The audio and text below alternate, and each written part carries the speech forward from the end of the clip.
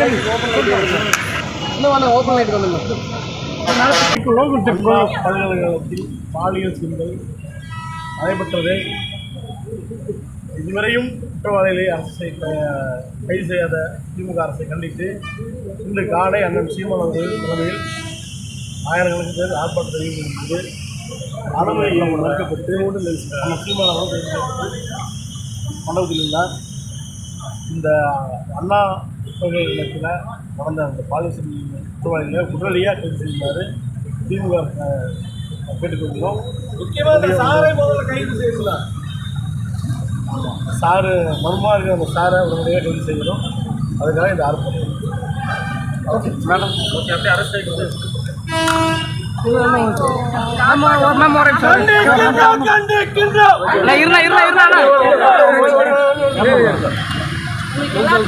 அக்கா ஒரே நிமிஷம் அக்கா ஒரே நிமிஷம். Okay ready. தமிழ்நாடு ஃபுல்லாக இன்னைக்கு பார்த்தீங்கன்னா அண்ணா பல்கலைக்கழக மாணவிக்காக தான் எல்லா போராட்டமும் நாம் தமிழ் கட்சி சார்பாக எடுத்திருக்காங்க. அண்ணன் செந்தமிழன் சீமான் அவர்களும் இன்னைக்கு சென்னையில் அறிவிச்சிருந்தாங்க. ஏராளமான உறவுகள் வந்து நாங்கள் அந்த போராட்டத்தில் கலந்துட்டோம். அண்ணன் என்ன சொல்கிறாரு அப்படிங்கிறது கூட அந்த காவல்துறையினருக்கு வந்து பேச வாய்ப்பு கொடுக்காம அவர் கைது பண்ணி போயிட்டாங்க. இது வந்து தொடர்ந்து தமிழ்நாட்டில் திமுக ஆட்சி இத்தனை வருஷமாக 4 வருஷம் இப்போ ஆயிடுச்சு. இப்போ டெய்லியும் நீங்கள் நியூஸ் பேப்பர் பார்த்து செய்தித்தாள் எதிர்பார்த்து டிவியில் ஒரு பெண்ணுக்கு ஏதாவது ஒரு பாலியல் இருந்துகிட்டே தான் இருக்குது. இந்த அரசு வந்து எந்த நடவடிக்கை எடுக்கிறாங்க? பெண்கள் எப்படி தமிழ்நாட்டில் பாதுகாப்பாக இருக்கிறாங்க? சின்ன குழந்தையாகட்டும் வயசானவங்களாகட்டும் அவங்களுக்கு பாதுகாப்பே கிடையாது. வீட்டில் தனியாக விட்டுட்டு போகிறப்ப பயமாக இருக்குது. இந்த அரசு வீட்டில் அந்த ஆட்சியில் இருக்கிறவங்க வீட்டில் அவங்களுக்கு பெண்களால் இப்படி தான் இருக்கிறாங்க பயத்தோடு. தமிழ்நாட்டு மக்கள் எப்போவும் பயத்தோடு தான் இருக்காங்க. பெண் குழந்தை பெற்றோர்கள் முறையில் நான் சொல்கிறேன், குழந்தைங்களுக்கு ரொம்ப பயமாக இருக்குது. இந்த அரசு எதுக்காக?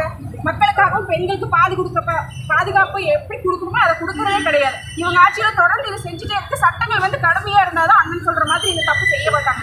இன்னைக்கு போக்சோ சட்டத்தில் போகிறவன் 2 மாதம் 3 மாதம் கழிச்சு வெளியே வந்துடுறான். அவன் அங்கே சொகுசாக தான் இருக்கான். திருப்பி வெளியே வந்து மறுபடியும் அதே தப்பு தான் பண்ணுறான். இப்படியே தொடர்ந்து பண்ணிகிட்டே இருக்கும்போது எப்படி இந்த பெண்களுக்கு பாதுகாப்பு இருக்குது தமிழ்நாட்டில்?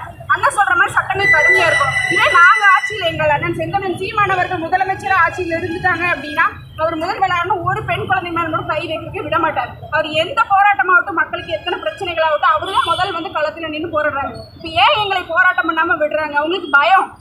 ஏன்னா மக்களுக்காக தொடர்ந்து களத்தில் நிற்கிறது எங்கள் செந்தமிழன் சீமானன் அவர்கள் மட்டும்தான். இன்னைக்கு ஏன் போதைப் பொருள் வந்து அதிகமாக புழக்கமாக இருக்குது தமிழ்நாட்டில்? இந்த அரசுனால் அதை கட்டுப்படுத்த முடியாதுங்களா? காவல்துறை அவர்களுக்கும் தெரியும் எங்கே போதைப் பொருள் விற்கிறாங்க, மது. அதெல்லாம் சும்மா வந்து முதலமைச்சர் வந்து விளம்பரத்தை சொல்கிறார், போதையில்லா தமிழ்நாட்டை உருவாக்கணும், மதுலா தமிழ்நாட்டை உருவாக்கணும். சும்மா வாயில் சொன்னால் போதுங்களா? அதை செயல்படுத்தலாம்ல. அவங்களுக்கு தான் ஆட்சி அதிகாரம் இருக்குல்ல, இருந்தும் ஏன் அதை செய்ய மாட்டேங்கிறாங்க? இல்லைன்னா எங்ககிட்டயாவது அந்த ஆட்சி அதிகாரத்தை மக்கள் கொடுக்கணும். மக்களுக்கு ஒவ்வொரு முறை இந்த பிரச்சனை வரும்போது நாம் தமிழர் கட்சியில் எல்லா பிரச்சனைக்கும் ஒரு விவசாய போராட்டமாகட்டும், மருத்துவர்கள், செவிலியர்கள், ஆசிரியர் யார் போராட்டம் பண்ணாலும் நாங்கள் தான் களத்தில் இருக்கோம். மக்கள் எல்லாரும் விழிச்சுக்கோங்க. எப்போ பார்த்தாலும் இப்படியே அவங்க வந்து மறந்துட்டே இருக்காதீங்க. என்ன நடக்குது நம்மளை சுற்றி? இன்னைக்கு அந்த பெண்ணுக்கு நடந்தது நாளைக்கு நம்ம வீட்டில் யாருக்கு வேணாலும் நடக்கும். அதுங்காட்டி மக்கள் எல்லாரும் விழிச்சுக்கோங்க. உங்களுக்காக யார் இருக்கா அப்படிங்கிறத தெரிஞ்சு வர 26 தேர்தலில் வந்து வாக்கு செலுத்துங்க. எல்லாத்தையும் மறந்துடாதீங்க. மறதி அப்படிங்கிறது தமிழ்நாட்டு மக்களுக்கோட வாழ்க்கையில் ஊறி போனது ஒன்றா இருக்குது. எதையும் மறந்துடாதீங்க. எல்லாத்தையும் ஞாபகம் வச்சுக்கோங்க. உங்களுக்காக களத்தில் யார் நிற்கிறா, உங்களுக்காக யார் குரல் கொடுக்குறா, உங்களை யார் அதிக நேசிக்கிறாங்க அப்படின்னு சொல்லி பாருங்க. தொடர்ந்து 13 வருஷமா அவர் தனியாகவே நின்று போராட்டம் பண்ணிட்டு இருக்காரு. அவர் நினைச்சிருந்தா எப்போ வேண்டாம்னு சொல்லி விட்டுட்டு போயிருக்கலாம். ஆனால் அவரை விட்டு அந்த தமிழ்நாட்டு மக்களுக்கு வேற வழியே கிடையாது. இந்த ஆட்சியில சுதந்திரமா போராடுறது கூட நம்மளுக்கு அதிகாரம் கிடையாது, பேச்சுரிமை கிடையாது. ஒரு யூடியூப்லேயே ஆகட்டும், ட்விட்டர்லேயே ஆகட்டும், ஏதாவது ஒரு மீம்ஸ் மெசேஜ் கூட உடனே வந்து கைது பண்ணிடுறாங்க. பேச்சுரிமை கிடையாது, போராட்ட உரிமை. இப்படி ஒரு அடிமையான வாழ்க்கையிலிருந்து நம்ம விடுதலை அடையணும் அப்படின்னா மக்கள் எல்லாரும் செய்ய வேண்டியது 2026 நாம் தமிழர் கட்சிக்கு வாக்கு செலுத்தி அண்ணனை வந்து முதல்வர் ஆக்கினா மட்டும்தான் இந்த தமிழ்நாட்டில் ஒரு தீர்வு கிடைக்கும். வருண்குமார் காவல்துறை அதிகாரி மைக்கில் புலி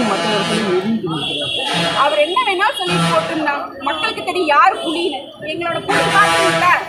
நாங்கள் எனக்கு புலிதான், எலி கிடையாது. நாங்கள் எதா இருந்தாலும் பகிரங்கமாக சொல்கிறோம். ஒன்று உள்ள ஒன்று வெளியே ஒன்று வச்சு பேசுறது கிடையாது. எதா இருந்தாலும் யதார்த்தமாக நாங்கள் போராட்டம் பண்ணுறோம். மக்களுக்காக நாங்கள் களத்தில் நிற்கிறோம். அது என்ன வேணாலும் சொல்லிட்டு போகட்டும். அதை பற்றி எங்களுக்கு கவலை கிடையாது. எங்களோட வேலை என்ன? மக்களுக்கு செய்கிறத நாங்கள் ஆட்சி அதிகாரத்தில் இருந்தாலும் சரி, இப்போ இல்லைனாலும் சரி, அதை தொடர்ந்து செய்வோம். அது எங்கள் அண்ணன் செந்தமிழன் சீமான் அவர்கள் தொடர்ந்து செஞ்சுட்டு தான் இருக்காரு. உங்கள் பேர் கலாமணி ஜெகநாதனுங்க.